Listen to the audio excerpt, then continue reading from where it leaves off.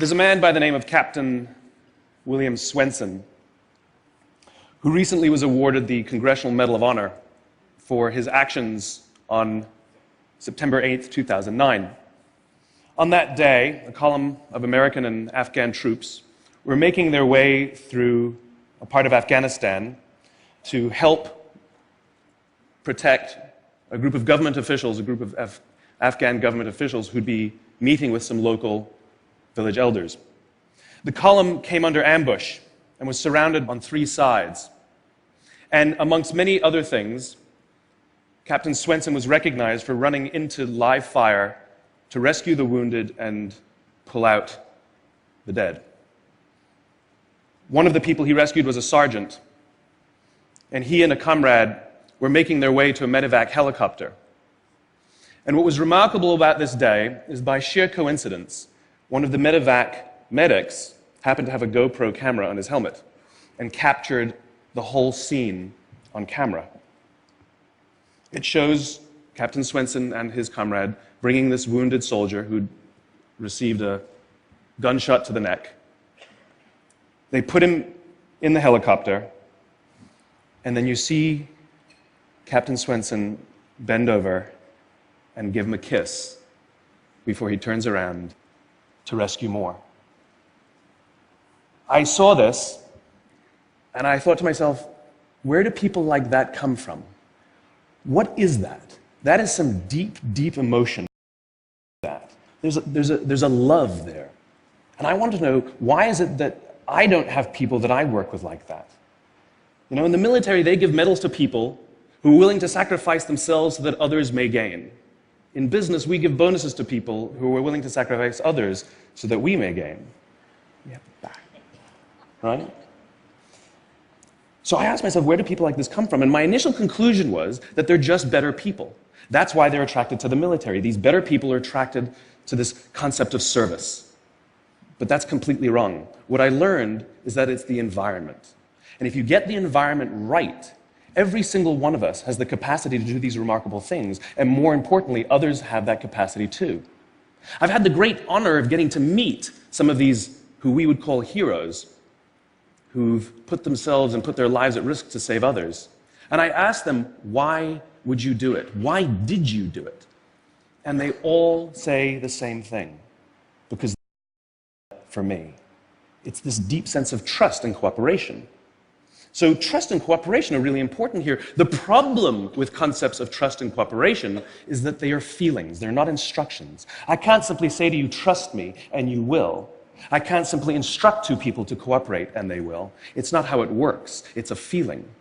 So where does that feeling come from? If you go back 50,000 years to the Paleolithic era, to the early days of Homo sapien, what we find is that the world was filled with danger. All of these forces working very, very hard to kill us. Nothing personal. Whether it was the weather, lack of resources, maybe a saber-toothed tiger, all of these things working to reduce our lifespan.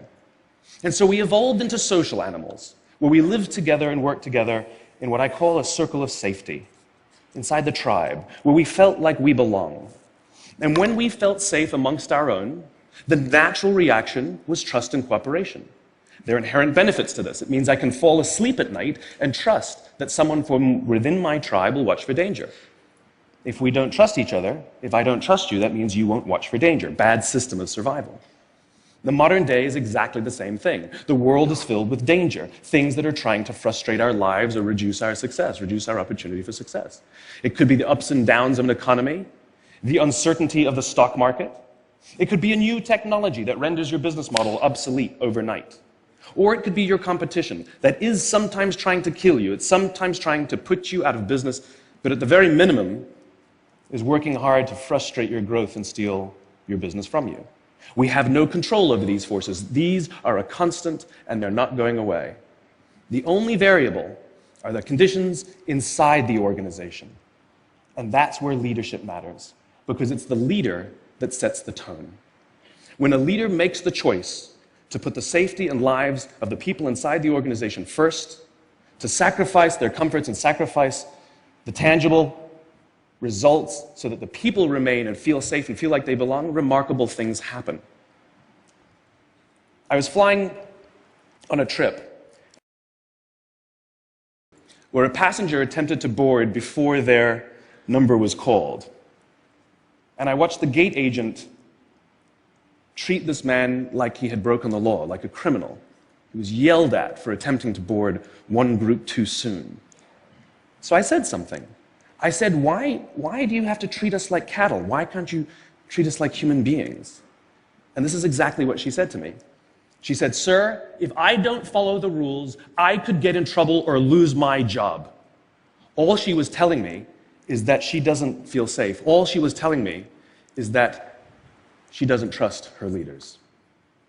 The reason we like flying Southwest Airlines is not because they necessarily hire better people, it's because they don't fear their leaders.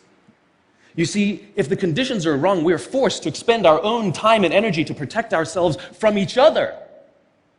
And that inherently weakens the organization. When we feel safe inside the organization, we will naturally combine our talents and our strengths and work tirelessly to face the dangers outside and seize the opportunities. The closest analogy I can give to what a great leader is, it's like being a parent. If you think about what being a great parent is, what do you want? What makes a great parent? We want to give our child opportunities, education, discipline them when necessary, all so that they can grow up and achieve more than we could for ourselves. Great leaders want exactly the same thing. They want to provide their people opportunity, education, discipline when necessary, build their self-confidence, give them the opportunity to try and fail, all so that they could achieve more than we could ever imagine for ourselves. Charlie Kim, who's the CEO of a company called NextJump in New York City, a tech company, he makes the point that if you had hard times in your family, would you ever consider laying off one of your children? We would never do it. Then why do we consider laying off people inside our organization? Charlie implemented a policy of lifetime employment. If you get a job at NextJump, you cannot get fired for performance issues. In fact, if you have issues, they will coach you and they will give you support, just like we would with one of our children who happens to come home with a C from school. It's the complete opposite. This is the reason so many people have such a visceral hatred, sort of anger at some of these banking CEOs with their disproportionate salaries and bonus structures. It's not the numbers. It's that they have violated the very definition, violated this deep-seated social contract.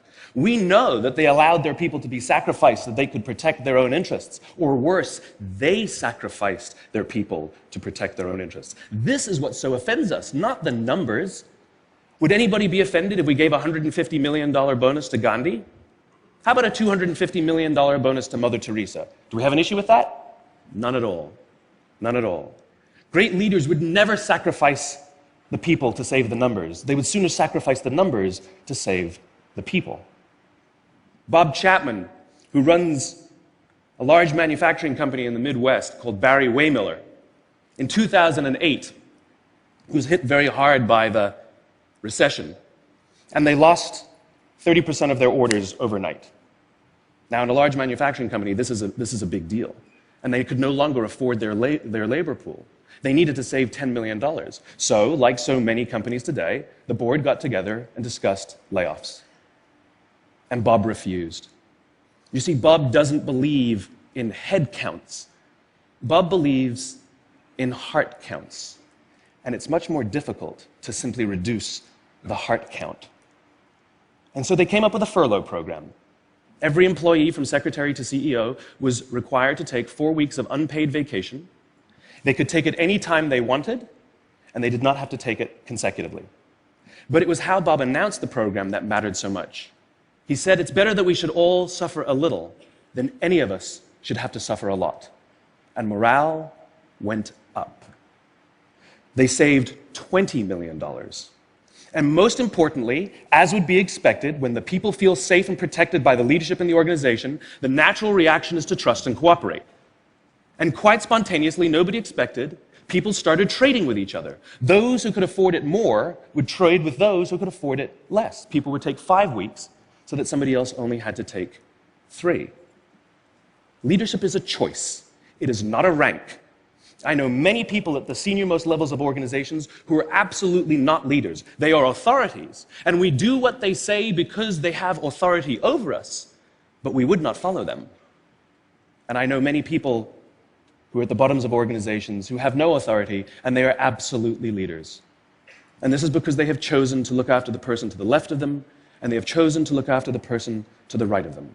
This is what a leader is. I heard a story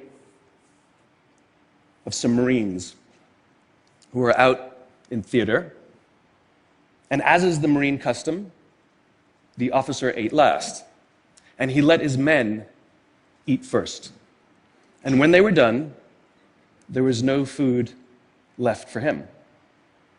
And when they went back out in the field, his men brought him some of their food so that he may eat. Because that's what happens.